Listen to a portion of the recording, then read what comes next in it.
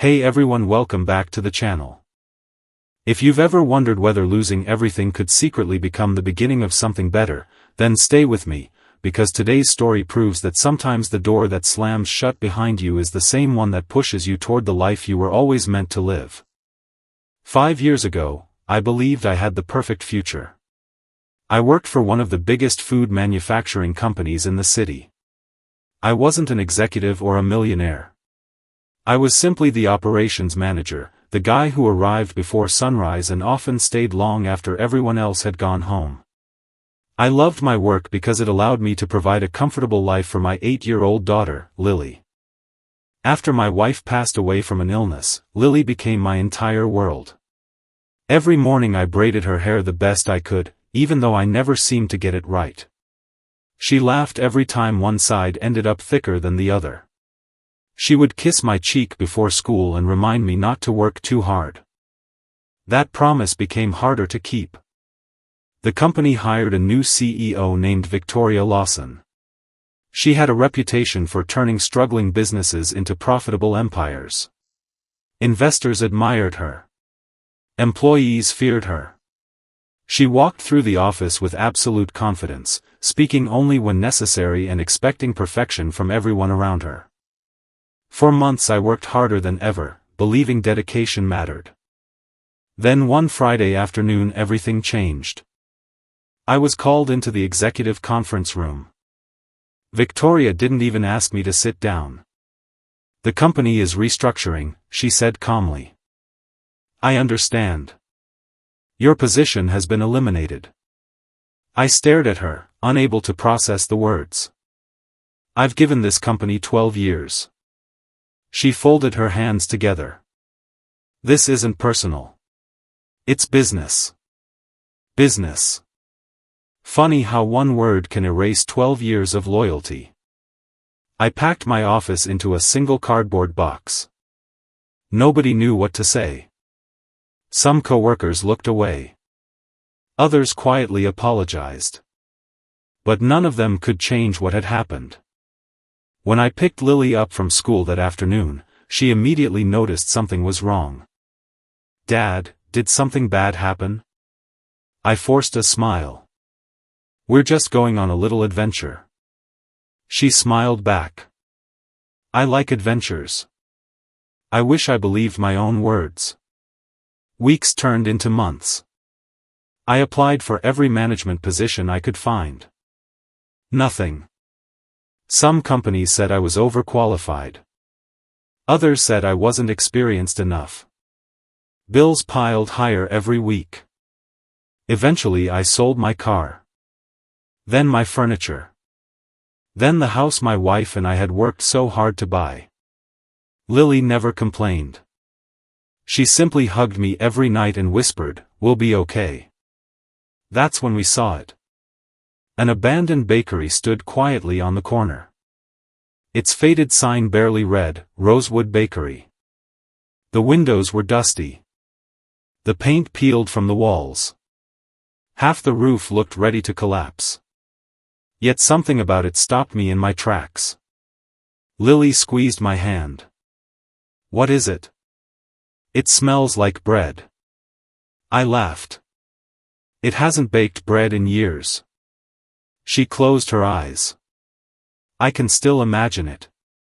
Inside, old ovens sat untouched. Wooden shelves collected years of dust. The place looked forgotten. For sale. The asking price was unbelievably low because nobody wanted a building that needed so much work. It was crazy. Absolutely crazy. Which was exactly why I couldn't stop thinking about it. I had one small retirement account left. If I emptied it, I could barely afford the bakery. You've never owned a bakery. They'll tear the building down. Restaurants fail every day. Maybe they were right. But losing my job had taught me something important. Playing it safe hadn't saved me. So I signed the papers. The first weeks were exhausting. I watched online tutorials late into the night. I learned recipes from retired bakers. I repaired broken tables myself. Lily painted signs after school. She insisted every customer deserved to see bright colors. One elderly neighbor stopped by every afternoon. His name was Mr. Alvarez. He had been Rosewood Bakery's head baker 40 years earlier. Instead of laughing at my inexperience, he smiled. "If you're willing to learn, I'll teach you." Every morning at 4 o'clock we mixed dough together. He taught me patience. He taught me precision. Most importantly, he taught me that bread isn't just food. It's memory. It's hope. Opening day finally arrived. Only 6 customers came. I celebrated every single one. The next day we served 12. By the end of the month we had regulars. Construction workers grabbed breakfast before work. Teachers stopped by after school. Parents brought children for cinnamon rolls every Saturday morning. Lily greeted everyone like family. She remembered birthdays, favorite pastries, even the names of customers' dogs. People didn't just visit because of the bread. They came because they felt welcome. One winter morning an elderly woman quietly entered the bakery. She ordered a single loaf of bread. When she reached for her wallet, she realized she'd forgotten it. "I'm so embarrassed." "It's on the house."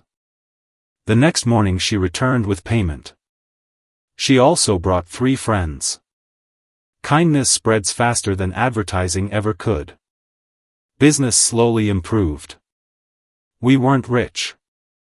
But for the first time in years, I wasn't afraid of opening the mailbox. Bills were getting paid.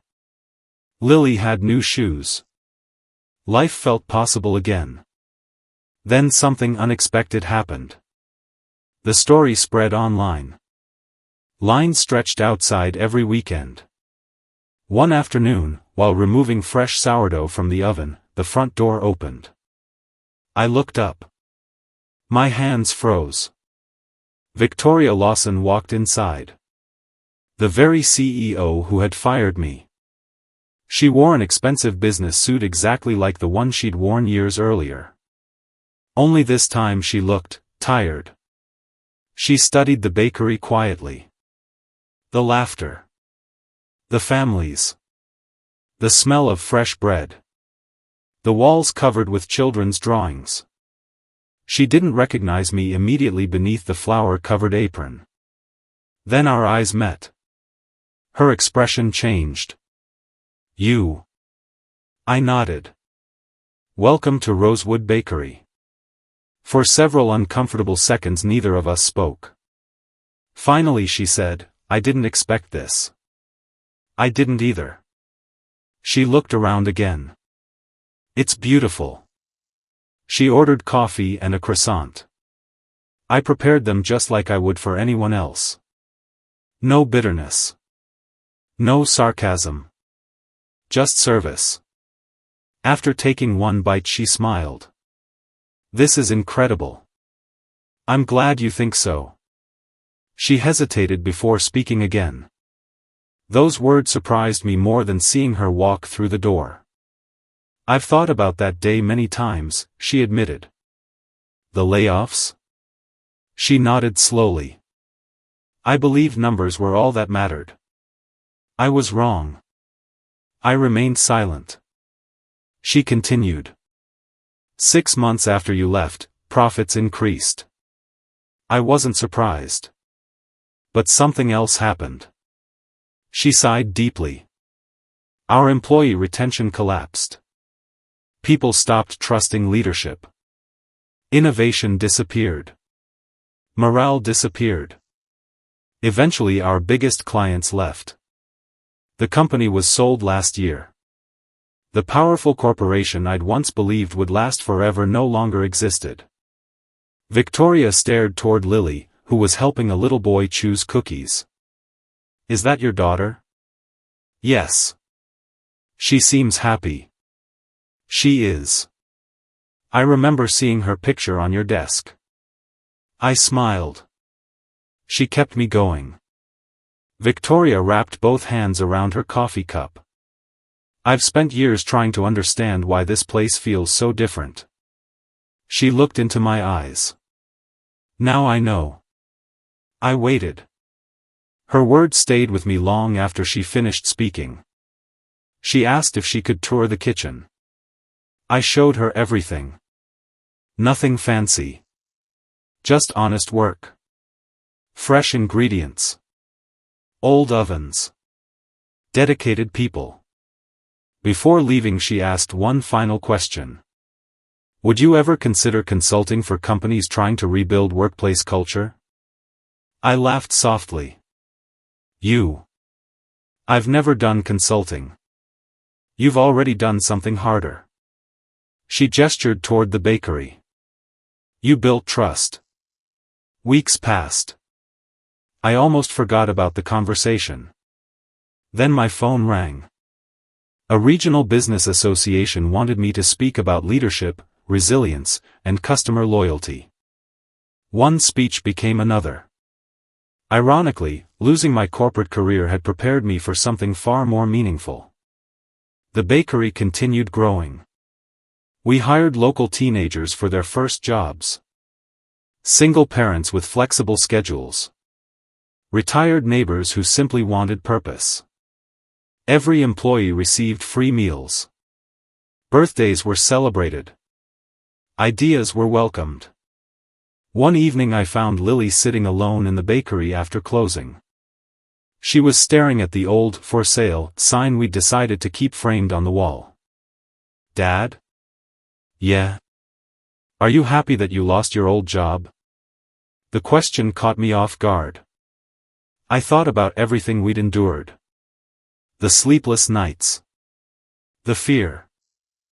The tears I had hidden from her. Finally I answered honestly. No. She looked confused. I'll never be happy that we suffered. She nodded. But. I smiled. I'm grateful we didn't let suffering decide who we became. She wrapped her arms around me. I'm glad we found this bakery. So am I. Years later, Rosewood Bakery became famous throughout the state. Not because it was the biggest. Not because it made the most money. But because every customer who walked through the door felt like they mattered. One afternoon I noticed Victoria standing outside again. This time she wasn't wearing a business suit. She was carrying a small box. Inside was the nameplate that once sat on her executive desk. She placed it in my hands. I don't need this anymore. I looked at it quietly. She smiled. I finally learned that titles don't make leaders. What does? She glanced toward the bakery filled with customers laughing together. The people who still believe in you after you've made mistakes. She bought a loaf of bread, hugged Lily goodbye, and disappeared into the crowd. I never saw her again. But I hoped she found the fresh start she had been searching for. Sometimes people think success is getting revenge on those who hurt you. They're wrong. Real success is building a life so full of purpose that revenge no longer matters. It's proving that your worst day doesn't have to become your final chapter. If I had never lost my job, I would never have found the courage to risk everything. I would never have met the neighbors who became family. I would never have discovered that a simple loaf of bread could bring strangers together. Most importantly, I would never have shown my daughter that when life knocks you down, you don't have to stay there. You keep believing. You keep giving. Because kindness has a way of returning when you least expect it. Thank you so much for watching. If this story touched your heart, don't forget to like this video, subscribe to the channel, and share it with someone who could use a little hope today. Until next time, remember that one act of kindness can change a life, including your own.